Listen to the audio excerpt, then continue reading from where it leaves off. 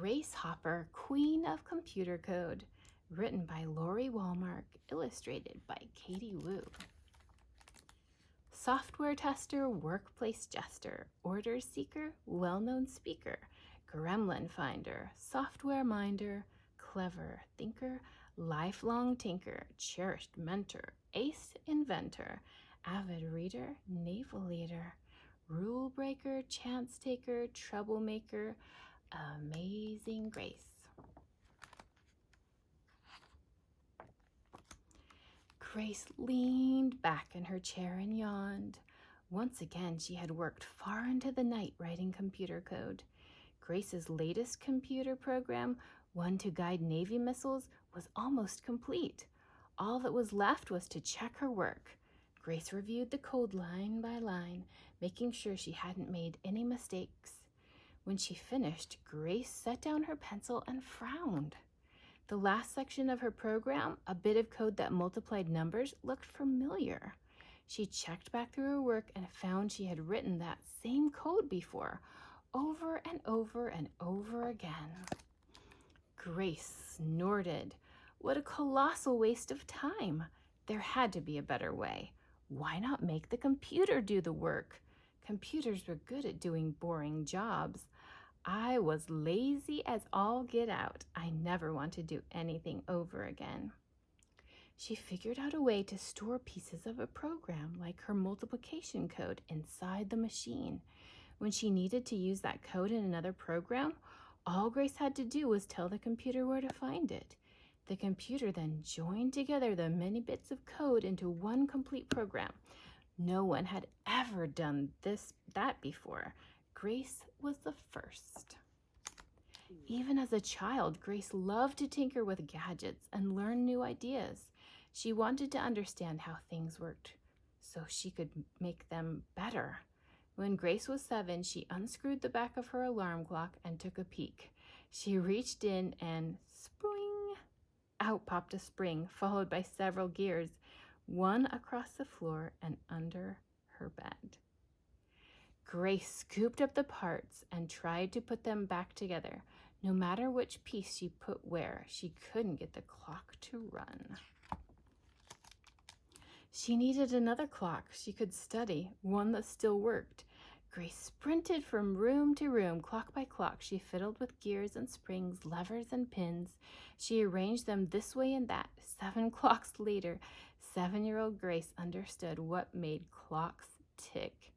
When Grace's mother discovered the many jumbles of clock parts scattered around the house, all she could do was laugh. After all, Grace was just being Grace. Once Grace figured out how clocks worked, she moved on to bigger challenges. She followed a complicated blueprint and constructed a dollhouse made of stone. But there were no stairs. How could her dolls get to the top floor?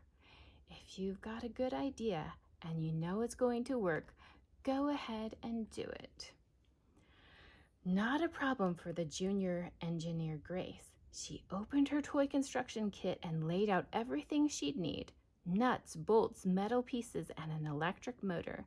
It took some experimentation, but Grace figured it out.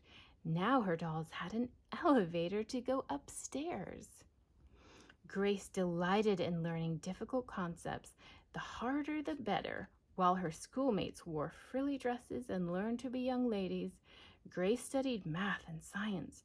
Her bedroom overflowed with books and scientific equipment. She raced through her high school classes and finished 2 years early. Grace couldn't wait to start college. More classes, more learning, more fun. On the day her college entrance grades arrived, Grace's hands trembled. She ripped open the envelope and proudly read aloud to her parents the many high marks in math and science. When she reached the grade for Latin, Grace fell silent. Failed? She had failed Latin. Without Latin, Grace couldn't go to college. Without college, Grace couldn't be a mathematician. Without math, Grace couldn't be Grace. Grace waved to her schoolmates as they left for college without her. Nothing would stop her from joining them next year. She held her head high and returned to her studies, working hard. Grace even conquered Latin. At the end of the year, she passed all her exams. With her trunks packed and her math books in hand, Grace left for Vassar College, an all-women's school. Some of her classmates took classes called Husbands and Wives and Motherhood, but not Grace. Her favorite subjects were math and physics. Grace did more in college than just study. Whenever there was fun or adventure to be found, she was always first in line. Her personal motto was, "Dare and do." When a barnstormer came to town, offering plane rides, Grace raced to sign up. I squandered all my money. It cost $10 and went up in the plane. She pulled herself up into the seat behind the pilot and adjusted her goggles.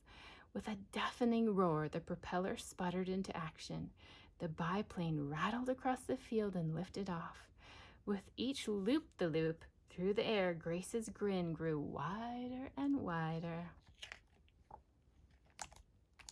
Because of Grace's hard work and intelligence, the other students respected her abilities. They often came to her for help with their studies. One day, her fellow students entered the room only to see a bathtub filled to the brim with water. Grace invited a volunteer to step into the tub, clothes and all. Water sloshed over the edges and flooded to the floor. The students burst into laughter. Grace explained the reason for this tidal wave. The volume of the student's body pushed out the volume of water. The result? One soggy student wrapped in a towel and one math lesson, never forgotten. When Grace moved on to graduate school at Yale University, there was only one other woman in her class. This didn't bother Grace in the least. Our young people are the future. We must provide for them. Grace wanted to share her passion for math, so she took a job teaching at Vassar College. Her classes were always both practical and fun. Even though Grace loved teaching, America was now at war and needed the best mathematicians to design weapons. Patriotic Grace wanted to help her country, so she tried to enlist in the Navy. That proved to be a problem. Based on the Navy's requirements for new recruits at the time, Grace was too old and too skinny to enlist. She was 36 and weighed only 105 pounds. Grace could be very persuasive, however. It took her more than a year, but Grace convinced the Navy that they needed her. Faithfulness in all things. My motto is, you see, the world will be a better place when all agree with me. Because of her superior math skills, Grace was assigned to write programs for one of the first computers ever built, the Mark I. Only a few people had ever programmed before, so she had to learn how to do it on her own. One late summer day, a coworker burst into Grace's office. The new computer, the Mark II, had stopped working. She gasped. This had never happened before, not with any of her programs. Grace thought it had to be a prank. After all, she loved playing jokes on her coworkers. Maybe the other engineers were getting their revenge, but they weren't. The computer really wasn't working. For hours, Grace and her team reviewed the code, but could find no error.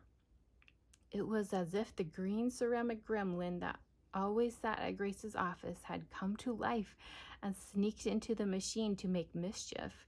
That was it. Maybe the problem wasn't her program. Maybe it was in the computer. Grace jumped to her feet and hurried down the hall. The immense computer room usually thrummed with the click of metal switches and whir of paper tape. Today, all was silent. I have insatiable curiosity. It's solving problems. Every time you solve a problem, another one shows up behind it. That's the challenge. Grace and her team searched everywhere for the problem. Grace used her pocket mirror to check inside the machine. She angled it this way and that. No matter where the engineers looked, they didn't see anything wrong. No loose wires or stray sparks, not even a naughty gremlin. The engineers were stumped. They had checked everything. What could be causing the problem? Then someone saw it. A moth was trapped inside, blocking a switch from working properly. One of the engineers borrowed Grace's eyebrow tweezers and removed the dead moth. The computer started up again with no problem. Being good scientists, Grace and her team taped the moth to the logbook to record their unusual finding. They added a note, "First actual case of a computer bug being found." Ever since then, because of Grace's sense of humor, computer glitches have been called bugs. Early computers didn't understand letters or words, only programs filled with lines and lines of ones and zeros. As Grace worked on a brand new computer called the UNIVAC 1, she thought about ways to make programming even easier. Not everyone was comfortable thinking in numbers as she. Grace wanted anyone to be able to use computers, not just scientists and engineers. Grace glanced at the wall clock she had rigged to run backward. It was reminding her to use her imagination. Unconventional thinking was often the key to solving problems. Humans are allergic to change.